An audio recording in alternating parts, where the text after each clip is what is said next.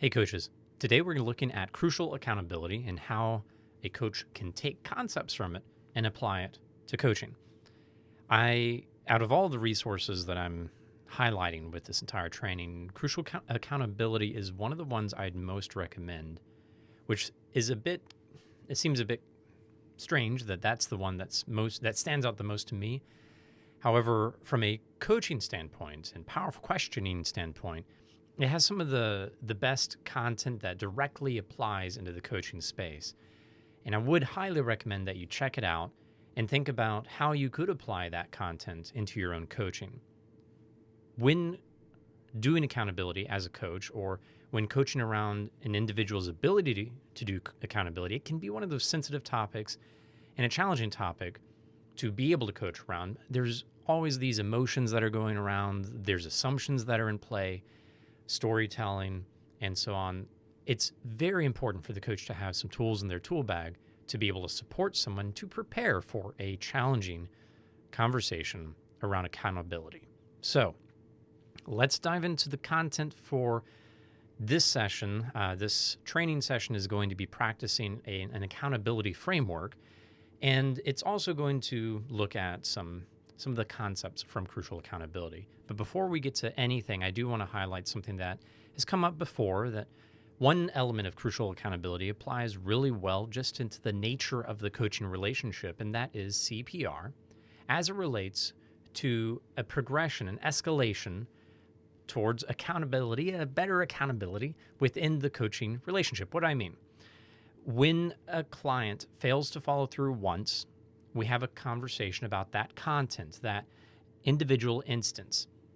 And we ask questions like, what got in the way this time? And what can you learn as you try again? How relevant is this action plan that how relevant is it to you still? But if it continues 2-3 sessions of not following through on the same idea, or just in general, they're not following through on what they say they want to do, then the coach needs to escalate to P, the pattern, asking questions around what's getting in the way. What can we change about the way we are setting up action plans and expectations, and so on. We can ask questions about the pattern.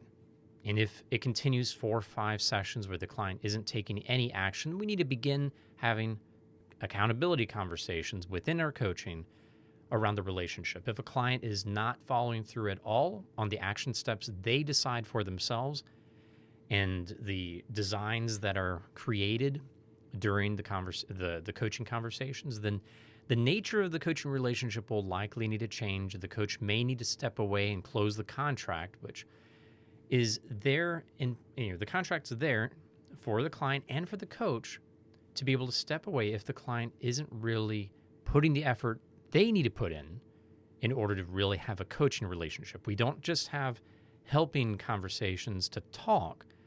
Our helping conversations as coaches are challenging people to grow. We follow their agenda and make sure that agenda is focused on their growth and development. CPR really works well with coaching itself, but with crucial accountability, there's additional concepts and questions that will show up in the entire resource that I would highly recommend you check out. Again, it's a very inexpensive resource, and for every question that I'm going to ask here or put onto the slides here, there's like whole chapters or whole sections dedicated to unpacking each of these questions and tools and resources you can use to have deeper exploration around each of these questions. So let's get into these, and it starts by considering what really happened. What really happened? And this is a sensitive one because as a coach, you don't want to come across as doubting the individual story, the client's story, about what happened between them and another person. But it is important to surface the reality while controlling storytelling. We're not going to go into all of the details, but you want to be able to ask questions that help the client share what actually happened. And the questions might be, what expectation or boundary was breached?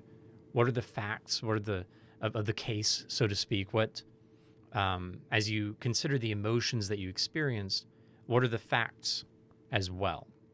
Because we have an emotional reaction to things that are said, but what were the actual things that were said?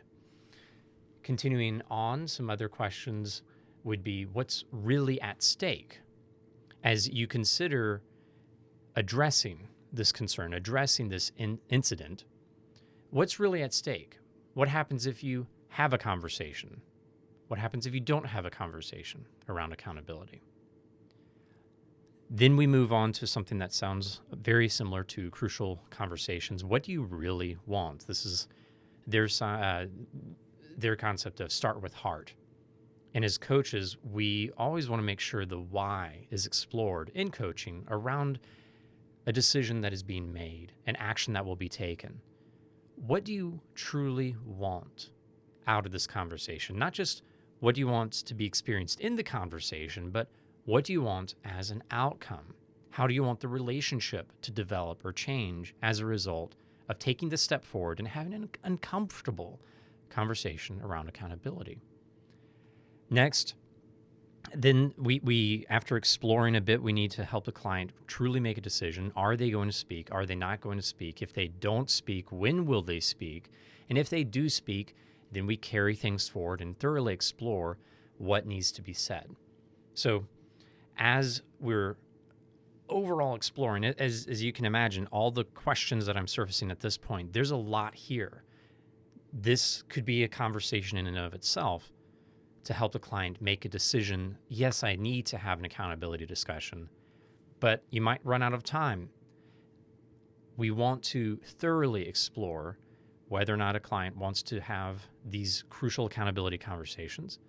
And again, then we look at how that conversation should unfold. A part of that transition is to consider the emotions that are at play, the emotions that the client experienced when the incident happened, and the emotions that they intend or expect to come up on the way to the conversation and during the conversation, and what emotions might be coming up or might come up for the other individual. Beyond that, then we look at how should the conversation begin? What should the starting language be? When you look at the resource of crucial accountability, again, I highly recommend you pick up a copy. One of the big points is the first few moments, first couple exchanges of a conversation around accountability, an accountability conversation. Those first couple exchanges will set the tone. It will direct the rest of the conversation. And if we start well, then there's a much better chance that the intended outcome will be achieved. It will be a successful crucial accountability conversation. Now, keep in mind, the client can't control the other person's response, but they can control how they speak, how they react, the way they manage their emotions. And one of the most important things they need to control, and you need to help them determine how they want to control, is how do they get this conversation started? What's their opener? And when I say that, it's not just the opener to the conversation as a whole, but as they set the stage for the accountability portion of the conversation, what words will they say there? Then we look at the way the client is behaving and how they can center themselves in that conversation, the words they might want to remind themselves of during the conversation, or some sort of practice that will help them relax in the midst of a conversation, that deep breathing, a pause, that kind of thing. We can also consider possibilities. What might the client's other person, the other individual, what might their response be to the client's language? And based on all those different responses, how can we prepare? What would the client want to do if that happened? So just planning out potential obstacles, planning out potential arguments that the other individual might bring up, their side of the story. The challenge here is we can't anticipate all ends, but it's healthy for the coach to just highlight, and explore with the client possibilities and how the client would like to respond when those possibilities, or if those possibilities came about during accountability. And then what happens? What's the point? What happens after the accountability? So you have this, the other person might say, you know what, I was wrong. What's the plan going forward?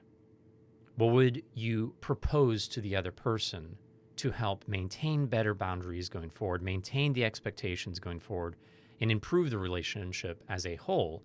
Instead of just correcting, how are we building and developing beyond that?